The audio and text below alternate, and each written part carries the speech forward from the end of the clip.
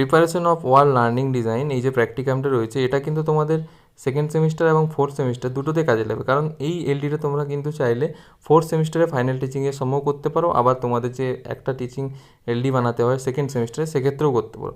সুতরাং দুটো কাজই কিন্তু এখানে হবে। তো এটা একটা ফিজিক্যাল সায়েন্স পরিবেশ ও বিজ্ঞান যে বইটা রয়েছে ক্লাস 8-এর, তার একটা এলডি। এখানে ইউনিটটা রয়েছে হিট, এবং খুব সুন্দরভাবে দেখো ইংলিশ ভার্সনের একটা এলডি, এবং যে লেসেন্সটা পড়ানো হয়েছে সেটা হচ্ছে হিট, রেডিয়েশন অ্যান্ড থার্মোফ্লাস্ক। তো দেখো আর 5টা এলডি করার মতো তোমাদেরকে প্রথমেই কিন্তু লার্নিং অবজেক্টিভ দিতে হবে। সেখানে কিন্তু 6টা ডোমেন ধরে ধরে তোমাদেরকে 2 বা 3টে করে কোশ্চেন করতে হয়। এগুলো তোমরা জানো, তাই আর বেশি বলছি না। তারপর অ্যানালাইজ লার্নার কনটেক্সট, যেখানে তাদের শিক্ষার্থীদের যে পূর্ববর্তী অভিজ্ঞতা রয়েছে সেই বেসিসে কিছু কোশ্চেন করতে হয়, ঠিক আছে, তোমার টপিক রিলেটেড। এরপর তোমাকে সিলেক্ট করতে হয় তুমি কী কী টিচিং এড ব্যবহার করবে। এক্ষেত্রে দেখো 3টে টাইপের টিচিং এড হয়। টেক্সট বুক তো তোমাদেরকে লাগবেই, তার সাথে টিচিং এডসে যে লার্নিং এড থাকে, চক, ডাস্টার, ব্ল্যাকবোর্ড, চার্ট, এগুলো থাকে। স্পেশাল মেটেরিয়াল তুমি কি বানাচ্ছো বা কী ব্যবহার করছো, সেখানে তুমি আইসিটিও ব্যবহার করতে পারো। এক্ষেত্রে দেখো হার্ট ফ্লো এবং থার্মাল ফ্লাস্কের যে চার্ট, সেটা কিন্তু ব্যবহার করা হয়েছে।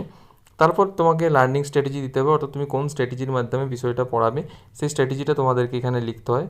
এবং তুমি যদি ব্ল্যাকবোর্ডে যে কাজটা করবে সেই ব্ল্যাকবোর্ডের একটা মিনিয়েচার ভার্সন এভাবে ছোটো কালো কাগজে আর্ট পেপারে কিন্তু তোমাদেরকে দিতে হয়। অবশ্যই তুমি যে টিএলএমটা বানাবে তার একটা মিনিয়েচার ভার্সন তোমার এই এলটিতে থাকবে। যেহেতু তুমি এটা ফাইনাল টিচিং বা একটা সিঙ্গেল টিচিংয়ের ক্ষেত্রে করছো, তোমাকে খুব ভালোভাবে কিন্তু মিনিয়েচারটাও বানাতে হবে, এমনকি আর্ট পেপারটাও তোমাকে খুব সুন্দরভাবে বানাতে হবে।